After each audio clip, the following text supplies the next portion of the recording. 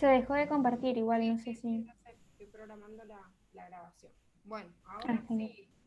Bueno, siempre vieron que las primeras clases son una mierda, porque uno da vuelta y siempre algún pedo, algo malo pasa. Así que bueno, empezamos como todas las primeras clases.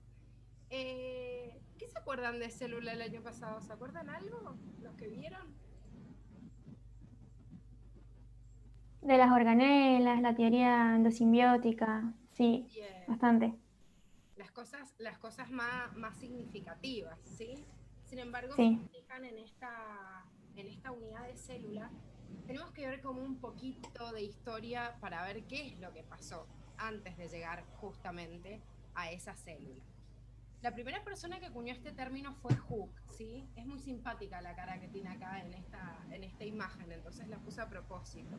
Si se acuerdan de Hooke, Hooke fue el primero que usó ese término, o sea, como decirle al término célula para nombrar una celda que él veía en un microscopio que él mismo construyó y que veían las células de corcho como unos pequeños cuadraditos cerrados y apartados uno al lado del otro, que eran como espacios minúsculos que él le puso el nombre célula. Hasta ese momento ni se sabía qué era esta célula, ¿sí?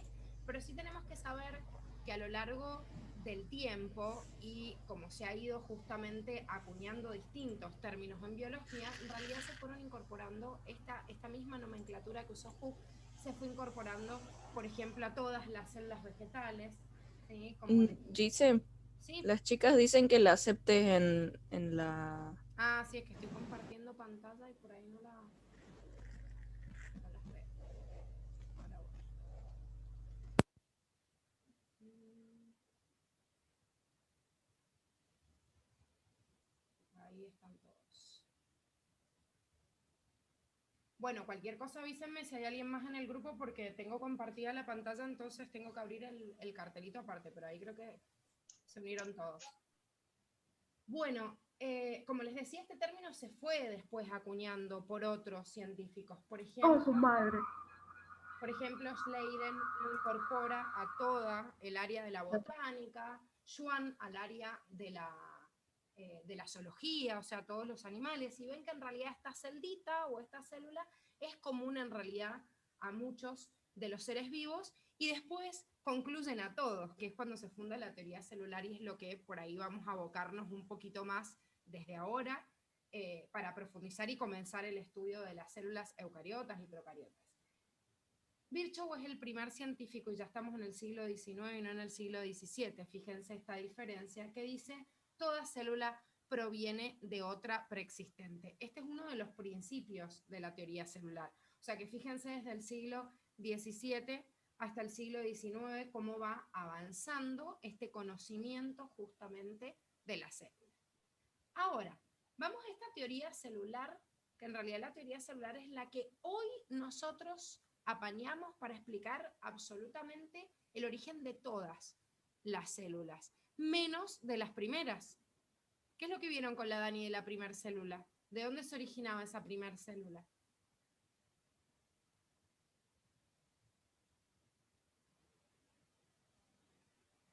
¿De dónde salió esa primera célula?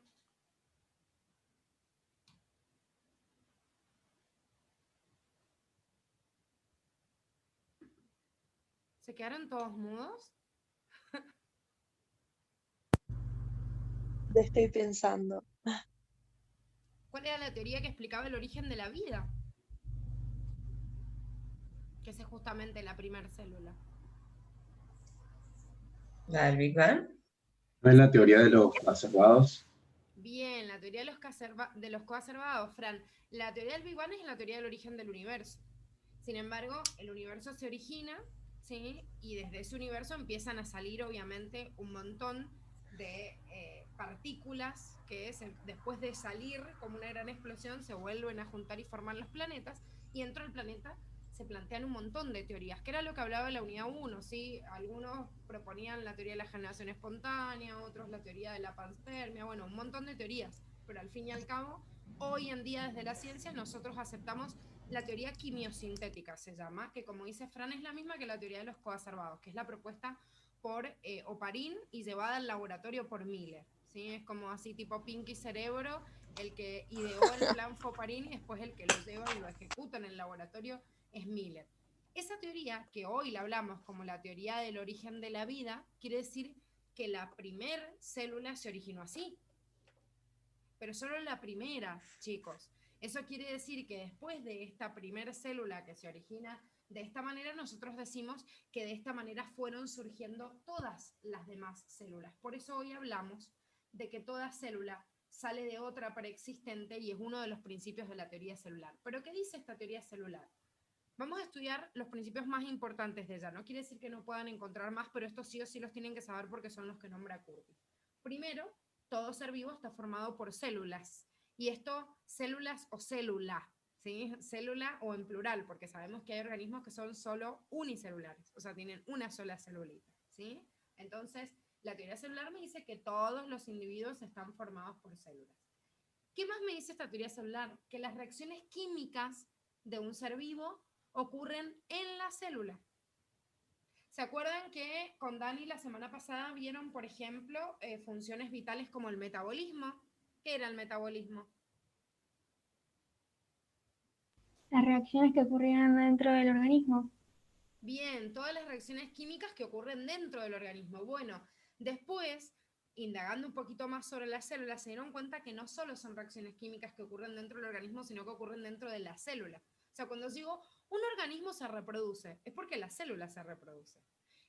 Un organismo se encarga de alimentarse, sí, la célula también. Nosotros necesitamos respirar, la célula también. Eliminamos desechos, la célula también. O sea, todas las reacciones que vemos en un organismo en general, al fin y al cabo la estamos viendo en la célula en primera instancia. El tercer principio de esta teoría celular dice que las células se originan de otras células. ¿Eso qué quiere decir? Que yo no tengo forma de sacar una célula si no es a través de otra. ¿Cuál sería la excepción de esto? La primer, como dijiste recién. Exactamente, la primera célula. O sea, todas las células justamente se originan de otras células, menos la primera, porque la primera lógicamente no salió de otra célula. Bien.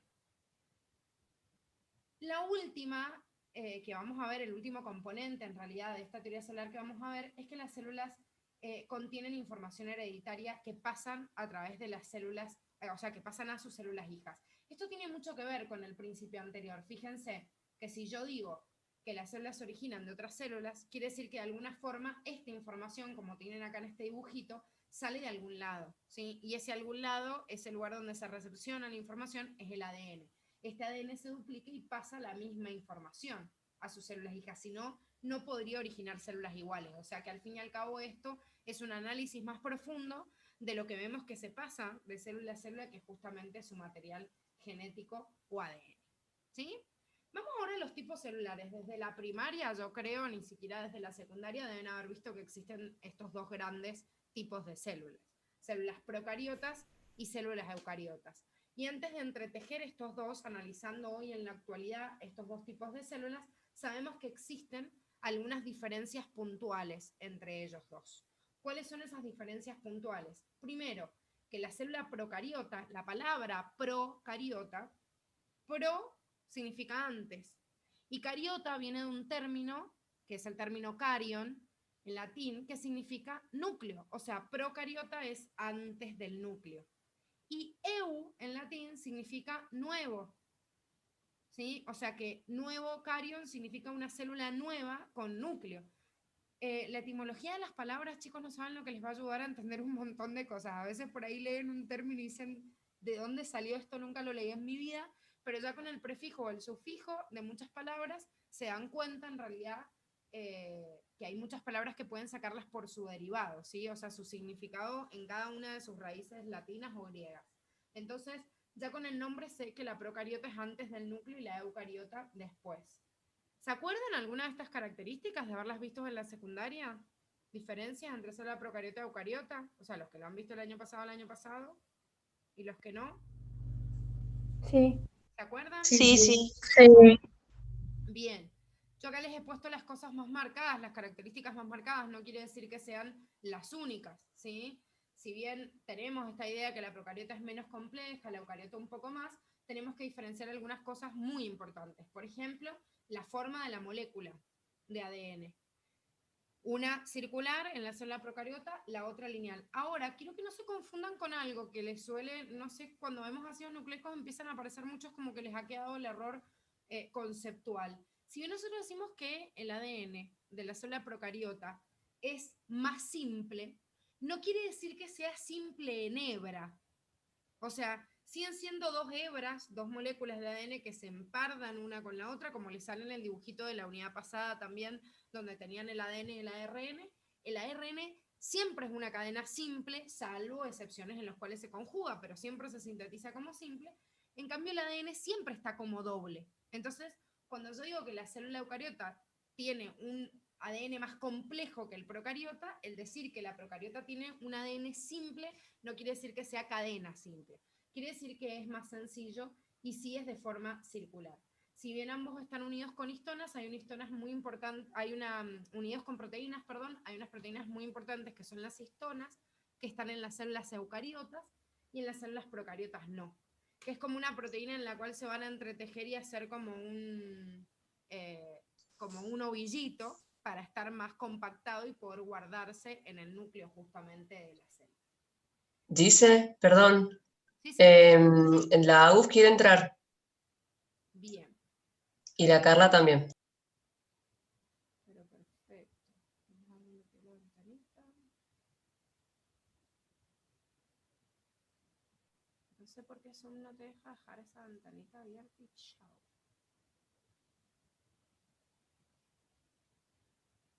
Estamos. Bien. No me sale la Carly, che. Bueno. Lo demás sí. Bueno, ¿qué otra diferencia importante hay? Que justamente en las células procariotas existe un solo cromosoma, en cambio en las eucariotas generalmente existen varios. Y les digo generalmente porque tenemos una excepción incluso hasta de un insecto que tiene un solo cromosoma. Obviamente, tiene par y en la reproducción sexual, el macho que se queda con un cromosoma menos tiene uno solito, pero digo, la mayoría van a tener varios cromosomas. Y esa va a ser una diferencia que hay entre los dos. Y además de eso, otra diferencia es que no tienen organelas membranosas. Bien, vamos ahora a los dominios de la naturaleza. ¿Se acuerdan también que en la unidad pasada, o sea, con la Dani, vieron los principios fundamentales de estos dominios? O sea, que vieron a Luca, ¿se acuerdan? Ah, El sí. ancestro universal. Sí. Bien, Sí, desde ese ancestro universal, Luca o progenote, tenemos el origen de los tres dominios que hoy conocemos de la naturaleza, que sería el dominio bacteria, el dominio arcaea y el dominio. Estos tres dominios, el dominio bacteria y el dominio arcaea, presentan células procariotas como las que vimos recién, y solo el dominio eucaria es el que tiene células eucariotas. Ahora, si bien habíamos visto también en la unidad 1 que la propuesta de quién era de estos tres dominios, ¿se acuerdan?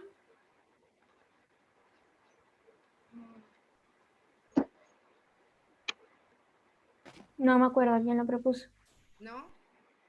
Carl Gauss. Bien, es el que funda esta división de justamente los tres dominios porque propone un Luca, un ancestro común universal. Entonces, el registro fósil me revela que en realidad de este primer organismo, que antes se pensaba que era de Arcaea, después dijeron no, en realidad es una bacteria de Arcaea, son posteriores, pero igual el registro fósil me sigue revelando de que no hay rastro en el planeta en 2000 millones de años de otras células que no sean procariotas. Por eso cuando ustedes tenían en la escalita del tiempo, también en la unidad pasada les decía que las células procariotas hace 3.500 millones de años, en cambio las células eucariotas 1.500 millones de años. Por eso decimos que las bacterias tienen 2.000 millones de años de evolución más que nosotros.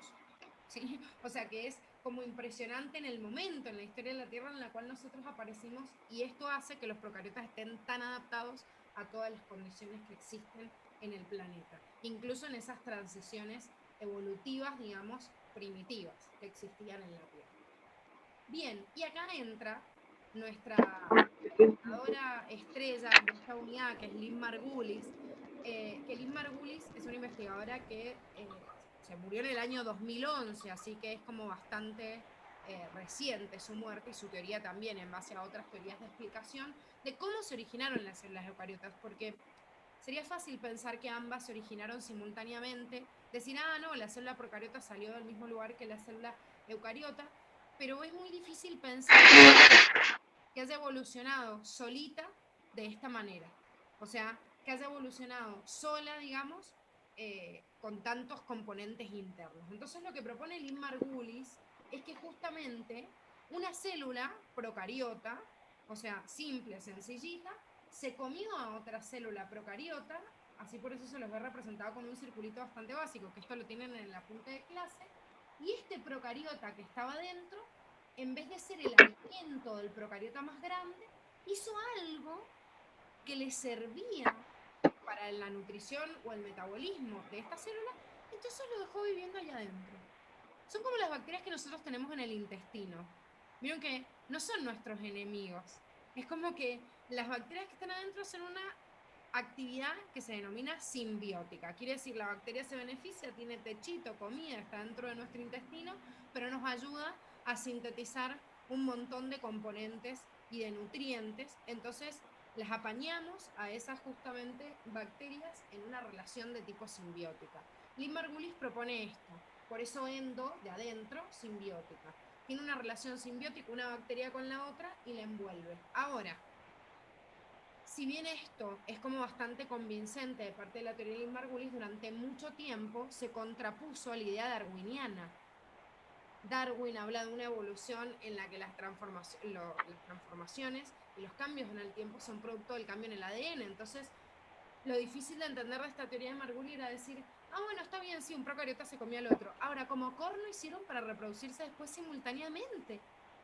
Y generar una célula que tuviera esta celulita en el interior. Por eso costó mucho entender esta teoría, y en realidad si uno analiza, tienen una doble gráfica en este cuadernillo. Esta gráfica, que es la gráfica de Curtis, en realidad en la punta de clase la tienen como acostada, pero es esta misma, y esta imagen que está a la derecha, que está en el cuadernillo de la facultad.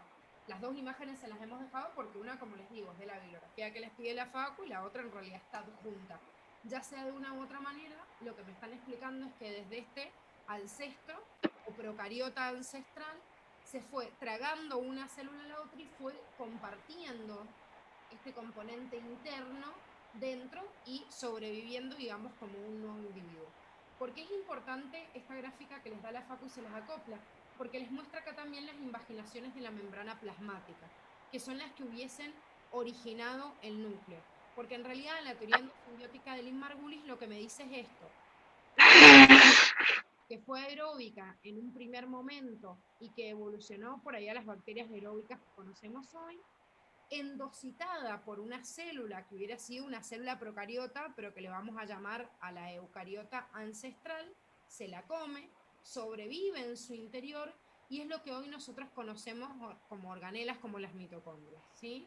Y de la misma forma, la endocitosis de algunos otros componentes que tengan la capacidad de hacer fotosíntesis como una cianobacteria y que hayan sobrevivido en el interior de esa célula. ¿Qué es lo importante de esta teoría?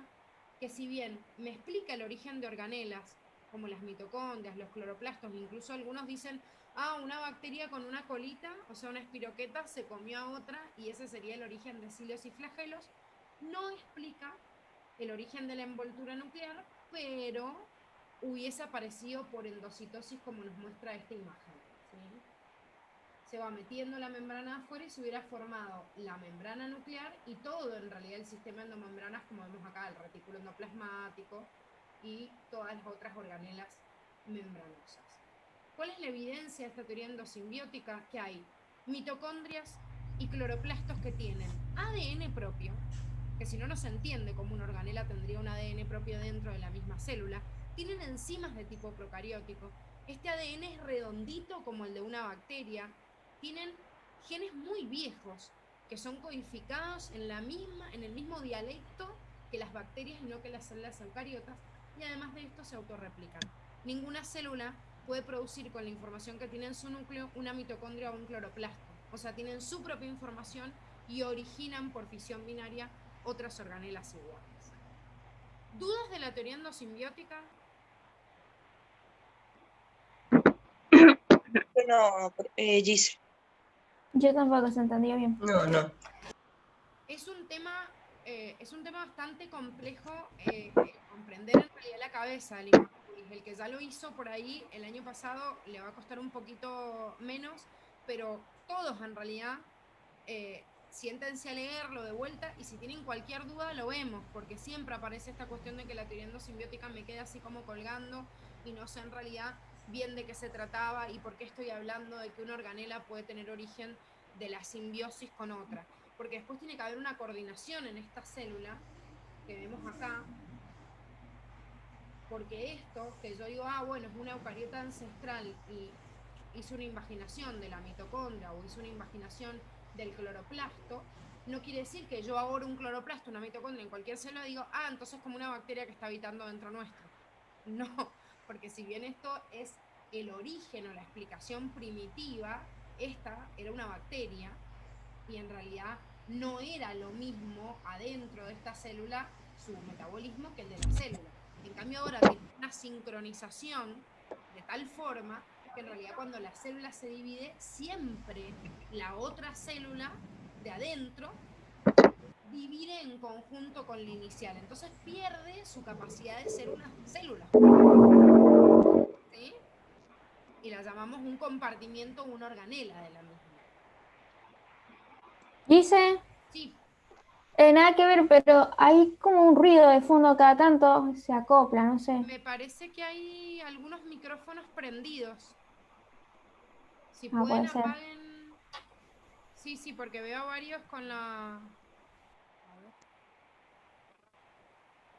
Si pueden los que están con el micrófono, desactívenlo para que no se escuche ruido. Y si van a hablar, obviamente. Bien. Bueno, ahora hay un ensayo en este cuadernillo que por ahí es lo que más les cuesta. Y quiero que por eso me presten atención acá. Que dice endosimbiosis secundaria y terciaria en protistas. El libro de Curtis, en este apartado, bueno, la Dani ya les debe haber explicado que si bien hay cuadritos en el cuadernillo que dicen anexo y que supuestamente son anexos y la facu no se los toma, hay otros cuadritos que dicen ensayos. Los ensayos son apartados de Curtis, son importantísimos y siempre les toman estos cuadritos en la facultad. Así que sí, ténganlo muy en cuenta. Uno de estos cuadritos dice endosimbiosis secundaria y terciaria en protistas y en realidad es un cuadro que aparece justamente en esta unidad y no en la unidad de célula. Sin embargo, la de célula les hace un acople y les dice que lo lean. Hay algunos datos de acá que no son importantísimos y por eso quiero que me presten atención. La endosimbiosis secundaria y terciaria es una teoría para tratar de explicar, a partir también de esta endocitosis de un organismo con respecto al otro, el origen de los protistas y de todos los reinos eucariotas para después dar origen también a la pluri o multicelularidad. Perdón, es que lo tengo en el... No les puse la imagen. Bueno, la deben tener en el cuadernillo. Si se fijan en el cuadernillo, tienen otra imagen de esta endosimbiosis secundaria y terciaria, que les aparece un cloroplasto primitivo, después otro cloroplasto con 2 membranas, con 3 membranas, con 4 membranas. No sé si se ubican. Si lo vieron en el cuadernillo, ya les digo la página. Sí. El de la 8, Exacto. en el mismo ensayo. Exacto, en el mismo ensayo. Sí. Bueno, Sí. ¿vieron que esa gráfica ustedes la ven y qué entienden de esa gráfica? Nada, dice. Muchas flechas. Está difícil, ¿eh? Bueno, por eso quiero que no se pierdan en ese gráfico, que es el gráfico que sale en Curtis, porque está justamente en un apartado más adelante, en el reino protista.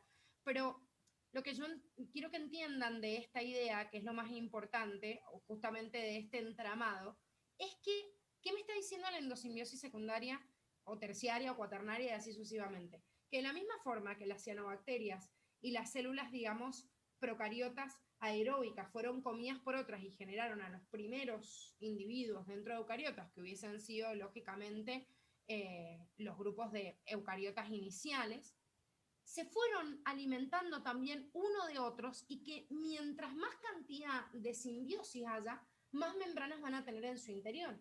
Eso quiere decir, por eso les dice cloroplastos con 2 membranas, con 3 membranas, con 4 membranas. Quiere decir que un cloroplasto con 2 membranas es uno que se comió a otro. En cambio, ese si se lo comió otra célula, empieza a aparecer un cloroplasto con 3 membranas, y después con 4 y así sucesivamente.